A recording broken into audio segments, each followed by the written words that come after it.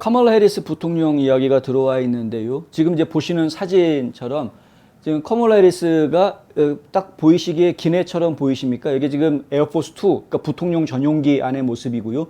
부통령 전용기 안에서 TV를 보고 있는 모습인데 이 TV 안에서 지금 보도되고 있는 내용은 지금 전국적으로 대법원 판례에 반대하는 그 낙태 옹호론자들의 시위가 전국적으로 좀 퍼지고 있다라는 보도를 지금 보고 있는 그런 사진입니다. 이 사진을 올려놓으면서 트위터에다가 카멀라 해리스가 한 이야기는 이렇습니다. 나는 저 밖에서 두려워하는 여성들이 있다는 것을 안다. 외롭고 두려운 분들께 대통령과 나는 당신과 당신의 권리를 위해 싸우고 있다는 것을 알아주었으면 합니다. 우리는 이 싸움을 함께 하고 있습니다. 이렇게 썼습니다. 예. We are in this fight together. 우리는 이 싸움에 함께 하고 있습니다. 라고 말합니다. 꽤 그럴듯하게 올려놓은 것 같죠? 나름대로 심각한 표정 딱 짓고 평상시 막 해맑게 웃던 모습하고는 완전히 다른 심각한 표정을 지으면서 그런데 역풍을 맞고 있습니다. 진보주의자들로부터, 그러니까 좌파들로부터 지금 역풍을 맞고 있습니다. 결론을 말씀드리면 이겁니다. 네가 한 게 뭔데? 이겁니다. 네가 함께 싸우고 있다고? 뭐 하고 있는데 뭘 했다는 거야? 뭘 싸웠다는 거야? 이겁니다. 그 요지는 그렇습니다. 어떤 이야기들이 나왔는지 좀 보여드리자면 이렇습니다.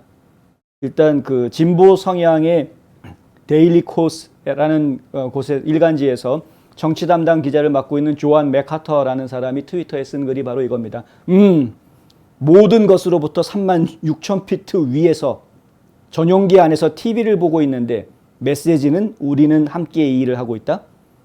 난 당신들이 지금 우리가 어디에 있나 아는지 잘 모르겠다. 우리가 지금 어디에 있는지 알기나 하니? 라는 이야기를 지금 하고 있는 겁니다. 또 다른 트윗이 있는데요. 이거는 뭐냐면 Could you be specific? 뭐 좀 자세하게 얘기해 줄 수 있겠니? 뭐 이런 말입니다. 이거 누가 했느냐? 뉴욕 매거진의 기자인 힐러리 켈리가 쓴 트윗인데요. 구체적으로 좀 말해줄 수 있어요? 어떻게 싸우고 있죠? 전략을 그리고 정책을 우리에게 설명해 주세요. 전략, 정책 이런 거 설명해 달라. 할 수 있겠습니까? 해리스가? 그리고 또 지금 세 번째 올려드린 거는 좌파 성향 매체인 디스코스 블로그라는 블로그의 편집자인 잭 머킨슨이 트위터에 올려놓은 글인데요. 당신은 노력하고 또 노력할 수 있지만 이것보다 더 민주적인 낙태 투쟁으로부터 완전한 분리에 대한 더 날카로운 시각적 은유를 발명하지 않을 것이다. 이게 무슨 얘기냐면 말이 좀 어렵습니다만은 한마디로 이야기하면 지금 여기서 보여주고 있는 이 시각적인 은유 마치 네가 우리 낙태 찬성하는 사람들 시위대들을 염려하고 걱정해 주는 것 같이 표현되어져 있는 이 시각적인 은유 이 사진은 정작 낙태 투쟁을 하고 있는 그런 사람들하고는 완전히 분리된 괴리감을 느끼게 하는 그런 사진이다라는 이야기를 하고 있는 것이죠. 이 정도로 끝나는 게 아닙니다. 누가 그런 바보 같은 사진을 올리라고 했느냐라는 욕을 하는 사람도 나왔습니다. 이마니 바바린이라는 사람인데 이 바바린은 여기다가 이런 말합니다. Who was the strategist? 그러니까 그 전략가가 도대체 누구냐? 행동은 보여주지도 않으면서 납세자가 돈을 낸 자가용 비행기에서 물리적으로든 은유적으로든 사람들 위해서 곰곰이 지켜보는 사진을 찍은 것이 좋은 생각이라고 결정한 그 전략가가 도대체 누구냐라고 물어봅니다. 아주 냉정하게 정확하게 물어보죠. 작가이면서 동시에 운동가이기도 한 안나 기프티라는 사람도 트위터에다가 이렇게 말을 합니다. 카멜라 해리스 부통령은 비행기에서 로 대 웨이드의 침식을 멀리서 지켜보고 있으면 안 된다. 지금 지상 36,000피트 상공에서 이렇게 지켜보고 있는 모습 가지고 안 된다는 거죠. 이 시위대 속으로 지금 뛰어와도 지금 될까 말까 하다 뭐 이런 얘기입니다. 이게 좋은 사진 기술이라고 생각한 사람은 당장 해고해야 한다. 이것은 말 그대로 생각과 기도의 구현이다. Thoughts and prayer라는 표현이 있는데요. 보통 정치인들이 뭐 비극적인 사건이 벌어졌거나 혹은 뭐 위로해 줘야 될 그런 상황이 벌어졌을 때 my thoughts and prayer 뭐 이런 식으로 표현들을 많이 합니다. 내 생각과 기도는 항상 너희와 함께하고 있다. 뭐 이런 식의 표현을 하는데 그게 그냥 상투적인 표현일 뿐이지 그 말을 했다라고 해서 뭐가 달라지거나 피부에 와닿는 변화가 있다거나 위로의 느낌이 있다거나 이런 게 아니지 않느냐. 이렇게 지금 냉소적으로 비꼬아서 얘기하는 겁니다. 결국은 카말라 해리스는 뭘 해도 지금 이제 좌파들의 공격을 지금 받고 있다. 뭐 인기가 뭐 바이든보다 떨어져 있으니 오죽하겠습니까? 그런데 아까 저희가 보도를 해드리면서 그 얘기를 잠깐 빠뜨렸었는데요. 뭐냐 하면 그 낙태에 대한 이야기를 할 때 과연 무엇이 옳은 것이냐 라는 이야기를 저희가 안 할 수가 없죠. 어떤 것이 옳은 것인가에 대한 이야기. 자, 의견들이 서로 분분한 건 압니다. 그리고 갤럽에서 여론조사한 거랑 라스무센에서 여론조사한 거랑 여론조사 결과가 조금 다릅니다. 갤럽에서 여론조사한 거는 약간 낙태를 찬성하는 사람이 더 많은 것으로 나옵니다. 그 차이가 결코 크지가 않습니다. 라스무센에서 여론조사한 것은 반대로 낙태를 반대하는 사람이 조금 더 많은 것으로 나옵니다. 역시 그 차이가 크지 않습니다. 그러니까 결론적으로 말씀드리면 팽팽한 거죠. 낙태를 찬성하는 사람, 반대하는 사람의 입장이 팽팽한 겁니다. 그런데 그것은 전체적인 여론조사의 결과일 뿐이고 지역적으로 조사를 하면 얘기가 달라집니다. 지역적으로는 낙태를 찬성하는 주민이 60, 70% 이상 되는 주들이 여러 주가 나오고요. 낙태를 반대하는 또 지역 주민이 60, 70% 이상 되는 주가 여러 주가 나옵니다. 그래서 지역마다 다르게 결론을 내리고 할 수 있게끔 연방법원에서는 판결을 내린 것이었고요. 그렇다면 낙태를 찬성하는 게 옳으냐 반대하는 게 옳으냐라는 지점에 대한 질문에 대해서 우리가 어떻게 생각해야 되느냐, 그 부분을 저희는 이제 이렇게 말씀을 드리는 겁니다. 보수주의자들의 생각은 단순합니다. 생명권이라는 것 때문에 그렇습니다. 낙태를 주장하는 사람들, 낙태를 찬성하는 사람들이 선택권이라는 것을 주장을 하죠. 예.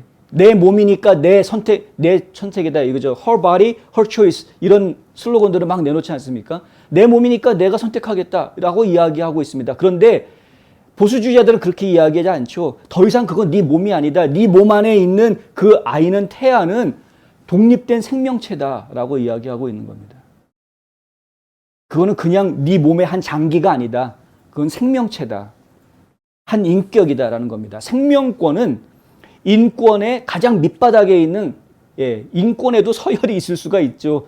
근데 가장 밑바닥에 있는 게 생명권입니다. 목숨 잃으면은 뭐 다른 인권이 뭐가 필요합니까? 평등권이 뭐가 필요합니까? 목숨 잃는데. 그러니까 결국에는 가장 기본이 생명권입니다. 그거를 잃어서는 안 되는 것이고요. 생명권은 인간 존엄성의 기본입니다. 생명권을 보호해주지 않는다면 인간 존엄성을 이야기할 필요가 없습니다. 생명이 소중하지 않은데 인간이 왜 존엄합니까? 세고 세인 게 인간인데 지구상에 70억이 넘는데 그중에 뭐 몇만 명 죽인다고 뭐가 문제가 생겨? 이런 식의 사고방식을 가지고 있다 그러면 그 사람은 인간 존엄성을 인정 안 하는 사람인 것이죠. 중국 사람들 그렇지 않습니까? 중국 사람들 다 그렇다는 얘기는 아니고요. 중국에 정치하는 사람들이 예전에 했던 말들이 있습니다. 천안문 사태 벌어졌을 때 천안문 사태로 인해서 100만 명 이상의 중국 시민들이, 자유를 갈망하던 중국 시민들이 목숨을 잃었다라고 이야기하니까 피식 웃었습니다. 그때 중국의 정권을 쥐고 있었던 인간들이 했던 행동은 우리는 13억이다 인구가. 그 당시에는 그중에 100만 명 200만 명 죽는다고 우리 눈 하나 꿈쩍 안 한다, 이런 식의 표현을 합니다. 그들은 그리고 인간의 존엄성을 생각 안 하는 겁니다. 계층이 있는 사회에서는 higher society, 이 상위 계층에 있는 사람들끼리는 인권을 이야기할지 모르겠습니다. 존엄성을 이야기할지 모르겠습니다만은 그들이 보았을 때 하위 계층에 있는 사람들은 그냥 노예일 뿐이고 그냥 원어브 동물일 뿐입니다. 계층 간의 갈등을 이야기하는 공산주의 시스템에서 진정한 인권을 이야기할 수 있고 진정한 인간 존엄성을 이야기할 수 있느냐? 어려운 겁니다. 인간 존엄성을 이야기하려면 그런데 생명권이 그 기본에 있는 것이다. 생명에 대한 소중한 인식이 없이 인간 존엄성을 이야기할 수 없는 겁니다. 저는 좌파들이 하는 이야기 들을 때마다 앞뒤가 안 맞는 말들이 참 많다라는 걸 느끼는데 그 중에 하나가 뭐냐면 바로 여성이 자기 구현을 하기 위해서, 자신을 구현하기 위해서 그렇게 하기 위해서는 아이 때문에 시간을 뺏기고 내 소중한 경력을 포기할 수가 없기 때문에 아이를 안 가져야 내가 인생에 내 꿈을 이루고 나를 구현할 수 있다. 나 자신을 자아 성취를 할 수 있다. 이런 식의 이야기라는 것이 저는 정말 앞뒤가 안 맞는 이야기입니다. 자아 성취라는 표현의 기본이 뭡니까? 그것도 결국은 인간 존엄성입니다.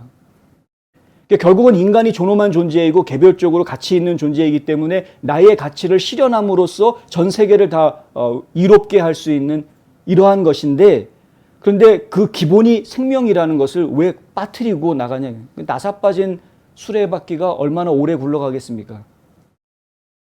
생명의 존엄성이 중요하다는 것을 인정하지 않으면 그러면 그 사회는 무너질 수밖에 없는 사회다라는 걸 저희가 다시 한번 이야기 드리고 싶다.